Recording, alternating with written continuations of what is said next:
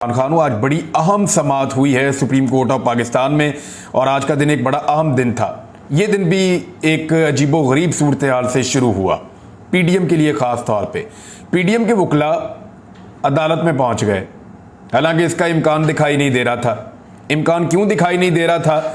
मैं पीडीएम का जो फेवरेट न्यूज़ चैनल है या मीडिया ग्रुप है जंग ग्रुप, उसकी खबर आपको मैं पढ़ के सुना देता हूँ कि उन्होंने इसको कैसे लिखा था। उन्होंने लिखा था कि इत्तेहादी जमातों का सुप्रीम कोर्ट के 3 रुकनी बेंच के बाइकॉट का फैसला, और ये एक्चुअली इनके एलामिया से खबर निकली थी। शरीफ ने भी तौसीक कर दी। एक्चुअली नवाज शरीफ ने ही ये आइडिया दिया था कि ये जो 3 रुकनी बेंच है सुप्रीम कोर्ट ऑफ पाकिस्तान का, इसका बाइकॉट कर दिया जाए, लेकिन बाइकॉट नहीं किया गया। वकला वहां पे पहुंच गए, वो मैं आपको बाद में बताता हूं। पहले जरा आप एलामिया सुन लें ताकि आपको आइडिया हो जाए कि किस तरीके से इन्होंने यू टर्न लिया है। शहबाज शरीफ की ज़ेर सदारत हुकूमती इत्तेहादी जमातों का इजलास हुआ, जिसमें पंजाब और खैबर पख्तूनख्वा में इंतखाबात के इल्तवा के हवाले से सुप्रीम कोर्ट के बेंच और मुल्क की सियासी सूरत हाल पर गौर किया गया। ये जब बैठते ना इकट्ठे इजलास बुलाते हैं, इमरान खान को ये कर दो, इलेक्शन को रोक दो, इलेक्शन कमीशन को ये कर दो, अपनी सियासत के लिए, अपने केसेस के लिए, अपने ज़ाती फ़ायदे के लिए हमेशा इजलास बुलाते हैं। इन्होंने कभी अवामी मफाद के लिए इजलास नहीं बुलाया। यानी महंगाई बहुत बढ़ गई है, कैसे कम करनी है, कोई इजलास नहीं। पेट्रोल की कीमतों को कैसे कंट्रोल करना है, कोई इजलास नहीं। डॉलर की कीमतें आसमान के साथ लग गई हैं, कोई इजलास नहीं। पाकिस्तान की मईशत का भट्टा बैठ गया है, कोई इजलास नहीं। यानी इन चीज़ों के ऊपर कभी बात नहीं करेंगे। लोग आटे की लाइनों में लग के जो है वो इंतकाल कर रहे हैं, लोग जंबहक हो रहे हैं, वहां पर कोई इजलास नहीं। जब बैठते हैं अपने ज़ाती फ़ायदे, अपने ज़ाती मफाद के लिए बैठते हैं। बहरहाल हुकूमती इत्तेहादी जमातों के इजलास के एलामिया में मुतालबा किया गया कि मुल्क भर में एक ही दिन इंतखाबात होने चाहिए। ये गैर जानिबदाराना, शफाफ और के इनेकाद का बुनियादी दस्तूरी तकाजा है। भाई दस्तूरी तकाजा कैसे हो गया? आइन में, दस्तूर में तो ये लिखा है कि जो असम्बली तहरील हो गई 90 दिन में उसके इंतखाबात करवाने। या तो आप आइन को बदल दें और उसमें लिखें कि पाकिस्तान में जब भी इंतखाबात होंगे पूरे पाकिस्तान में एक साथ होंगे, किसी एक असम्बली की तहरील की सूरत में अलग से इंतखाबात नहीं हो सकते। या तो आप लिख दें इस बात को आईने पाकिस्तान के अंदर, तो ये बात ही गलत है। एलामिया में कहा गया कि एक ही दिन इलेक्शन से इनहराफ मुल्क को तबाहकुन सियासी बहरान में मुब्तला कर देगा। ये सूरत हाल मुल्क के माशी मफाद पर खुदकुश हमले के मुतरादिफ होगी। वो ये कह रहे हैं कि अगर इलेक्शन हो गया तो समझो खुदकुश हमला है, और वो इसलिए कि अलग अलग सूबों में हो रहा है तो पूरे पाकिस्तान में होना चाहिए था। हालांकि मरियम नवाज, राना सनाउल्लाह, ख्वाजा साद रफ़ीक, एहसन इकबाल, मरियम औरंगज़ेब, पीपल्स पार्टी के बेशुमार लोग ये सारे बार बार कह चुके हैं कि इमरान खान साहब 2 असम्बलियाँ तहलील करें, हम अगले दिन इलेक्शन में चले जाएंगे। इमरान खान ने दोनों असम्बलियाँ तहलील कर दी और अभी तक ये लोग इलेक्शन में जाने से भाग रहे हैं। वो ये कहते थे कि असम्बलियाँ तहलील करें, हम पूरे पाकिस्तान में इलेक्शन करवा देंगे। अब इमरान खान ने असम्बलियाँ तहलील कर दी हैं तो अब कह रहे हैं खुदकुश हमला होने जा रहा है। इजलास में हुकूमत और इत्तेहादी जमातों ने सुप्रीम कोर्ट के 3 रुकनी बेंच पर अदम एतमाद का इजहार भी किया और मुतालबा किया गया कि 4 रुकनी अक्सरियती फैसले को मानते हुए मौजूदा अदालती कार्रवाई ख़त्म की जाए। यानी अब ये एक और चीज़ है जो 3-4 वाली बात है। यानी एक बेंच था जिसमें 9 जजेस थे, पहले उसमें से 4 जजेस अलग हो गए, फिर वो 5 रुकनी बेंच बन गया। फिर वो जो 5 रुकनी बेंच था उसमें से 2 जजेस की राय मुख्तलिफ थी और 3 जजेस ने अक्सरियती फैसला दे दिया। ऐसा नहीं है 2 इन जजेस की राय शामिल करें और 2 पिछले जजेस की राय शामिल करें तो फिर आप 4-3 का फैसला बनाएं। यानी ये भी पाकिस्तान की तारीख में पहली दफा मजाक हुआ है। इसका आज सुप्रीम कोर्ट ऑफ पाकिस्तान में चीफ जस्टिस ऑफ पाकिस्तान ने और इस बेंच ने कैसा पोस्टमार्टम किया है वो मैं आपको भी बताता हूं। कोई जवाब ही नहीं था हुकूमती वकला के पास। बहरहाल वो ये कह रहे हैं कि जस्टिस कादी फायजीसा की सरबराही में बेंच ने 184(3) के तमाम 184(3) के तमाम मुकदमात रोकने का हुक्म जारी किया। अच्छा, अभी ये लफ्ज़ आप याद रखिएगा कि कह रहे हैं कि हुक्म जारी किया और अदालती फैसलों से नाकाबिले अमल और पेचीदा सूरत हाल पैदा हो चुकी है। अच्छा, फिर जजेस का नाम भी लिया गया इसके अंदर और तकरीबन इसी तरह का था कि बाइकआउट कर दिया गया। इजलास की अंदरूनी कहानी भी छपी है, उसमें नवाज शरीफ ने मशवरा दिया कि पीडीएम की तमाम जमातों को 3 रुकनी बेंच का बाइकआउट करना चाहिए। 3 रुकनी बेंच से इंसाफ की कोई तवक्को नहीं है क्योंकि 3 रुकनी बेंच में साकिब नसारज़दा लोग शामिल हैं। बहरहाल अब ये आपने देख लिया, ये था एलामिया और खबर मैंने आपको बता दी है। अब आ जाएं जरा आज की खबर की तरफ। सबसे पहले तो पीडीएम के वकला पहुंच गए केस लड़ने के लिए अदालत में, तो बाइकआउट वाला तो किस्सा हो गया खत्म। सुप्रीम कोर्ट ने इंतखाबात केस का फैसला अब महफूज कर लिया है आज की समाअत के बाद। अल्लाह ताला से दुआ है कि यह फैसला महफूज ही रहे, क्योंकि बीच में एक रात पड़ती है और जब भी बीच में एक रात पड़ती है तो कोई ना कोई कार्रवाई भी डल जाती है। फैसला तो सुप्रीम कोर्ट ने महफूज किया है।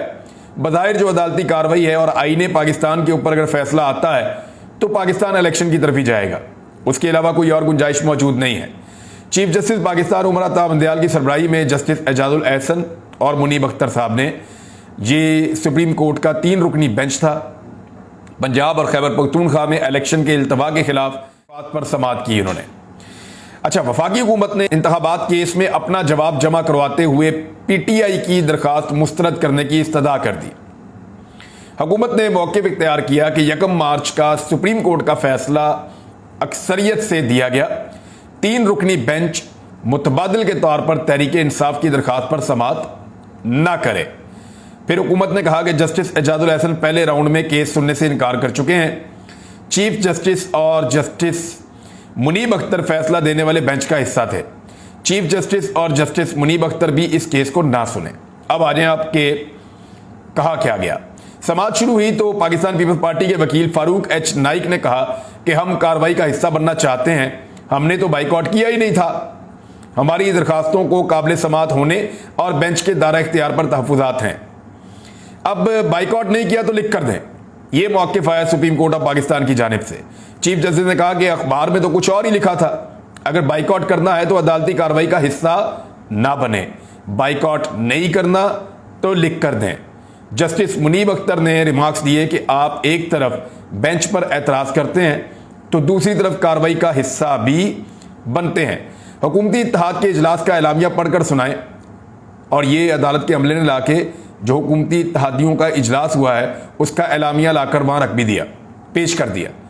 और इस पे फिर हुकूमत के जो वकला हैं उनको खासी सुबकी हो रही थी।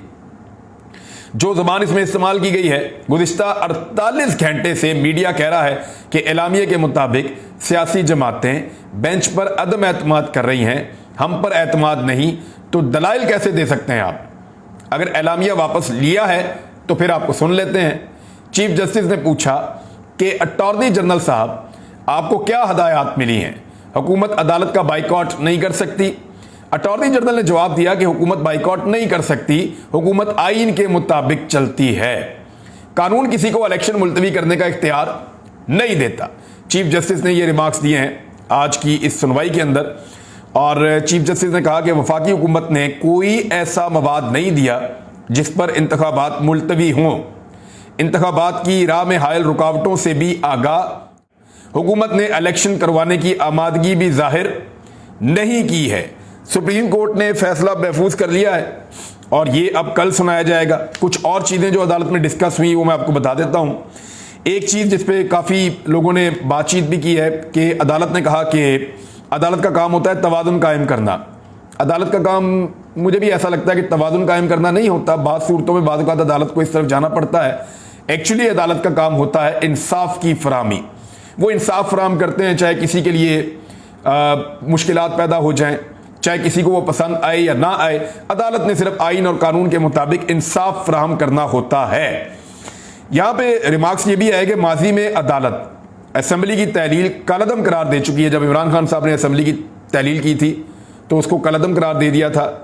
डिप्टी स्पीकर की रूलिंग के बाद इमरान खान साहब ने असम्बली तहलील कर दी थी तो उसको कलअदम करार दे दिया था। लेकिन माजी में हालात मुख्तलिफ थे। चीफ जस्टिस ऑफ पाकिस्तान ने यह भी कहा मुल्क में कोई सियासी मुज़ाकरात नहीं हो रहा है, रुकावटों से आगाह करने की जिम्मेदारी वफाकी हुकूमत की थी, लेकिन उन्होंने अभी तक तो ऐसा नहीं किया। अच्छा, 3-4 वाला जो नुक्ता है उस पर अपने तहरीरी दलाइल जमा करवाएं। यानी ये जो 3-4 कहती है ना मरियम नवाज और पीडीएम के सारे लोग, वो 3-4 वाले नुक्ते पे अदालत ने कहा कि तहरीरी दलाइल अपने जमा करवा दें। अटॉर्नी जनरल को चीफ जस्टिस ऑफ पाकिस्तान ने हदायत दी है। अब ये जो 3-4 वाले मामला है इसमें एक दो चीज़ें बड़ी क्लियर है। इसमें जस्टिस एजाजुल एहसन साहब ने कहा कि 2 अलग अलग बेंचेस ने अलग अलग कार्रवाई की थी। यानी एक पहला बेंच था जिसमें 9 जजेस थे, उसमें से 4 जजेस निकल गए, उनकी कार्रवाई अलग थी। दूसरा बेंच था जिसमें 5 जजेस थे, अलग बेंच, नया बेंच, उस 5 जजेस के बेंच के अंदर से 2 ने, यानी अकलियती जजों ने कोई और फैसला दिया और अक्सरियती जजों ने कोई और फैसला दिया, तो 2-3 से एक नया फैसला आ गया। अब पीडीएम ये कहती है कि जो पिछला बेंच था, जो एक और 9 रुकनी बेंच बना हुआ था, उसके 2 जजेस ने जो बात की है वो भी शामिल करें। तो फिर इस तरह तो जो बाकी 2 बच गए हैं, 9 जजेस पूरे करें तो फिर उनकी भी बात आप शामिल करें। तो इस तरीके से एक खेल खेलने की कोशिश की गई और लेकिन वो खेल कामयाब नहीं हुआ, नॉकआउट हो गए सारे के सारे वहां पे। और एक फैसला 3 रुकनी अक्सरियत ने दिया और एक फैसला 2 रुकनी अकलियत ने दिया। अदालत ने इस मामले को आज बहुत क्लियर कर दिया है। जिन जजेस के नोट का हवाला दे रहे हैं, क्या वो 5 रुकनी बेंच में थे? चीफ जस्टिस ऑफ पाकिस्तान ने बड़ा अहम सवाल पूछा और इन सवालात के जवाबात ना अटॉर्नी जनरल के पास थे, ना इलेक्शन कमीशन के वकील के पास थे और ना पीडीएम की जमातों की जानिब से जो वकला है उनके पास भी इसका जवाब मौजूद नहीं था। बेंच पर एतमाद नहीं है तो दलाइल किस तरह आप दे सकते हैं? जस्टिस मुनीब अख्तर साहब ने यह फरमाया। अदालती अमले ने, मैंने आपको पहले भी बताया कि पीडीएम का एलामिया निकाल कर दे दिया। कादी फायद ईसा साहब से एक मुलाकात हुई चीफ जस्टिस ऑफ पाकिस्तान की, उस बारे में मैं आपको बताता हूं। जस्टिस फायद ईसा को पूछा था कि 1 मैन शो किसको कहा। ये चीफ जस्टिस ऑफ पाकिस्तान ने बताया कि मैंने जस्टिस कादी फायद ईसा साहब को पूछा कि 1 मैन शो किसको कहा। तो इसमें ये रिपोर्ट, अच्छा एक्चुअली मैं खुद रिपोर्ट नहीं कर रहा, मैं अदालत में मौजूद नहीं था। ये मुख्तलिफ जो रिपोर्टर्स ने रिपोर्ट किया है और मुख्तलिफ जगहों से जो रिपोर्टिंग हुई है, मेरी कुछ लोगों से बात हुई, वहां से मैंने ये इन्फॉर्मेशन ली है। अच्छा, उन्होंने कहा कि अमूमी बात की है, आपको नहीं कहा। चीफ जस्टिस ऑफ पाकिस्तान ने यह फरमाया। इसके अलावा कादी फायद ईसा ने कहा कि अवाम की भलाई के लिए तमाम अज खुद नोटिस की समात रोक दी जाए, यह अटॉर्नी जनरल ने कहा। तो चीफ जस्टिस ऑफ पाकिस्तान ने यह कहा कि केस की समात रोकने में अवाम की भलाई नहीं है, समात करने में और फैसले करने में अवाम की भलाई होती है।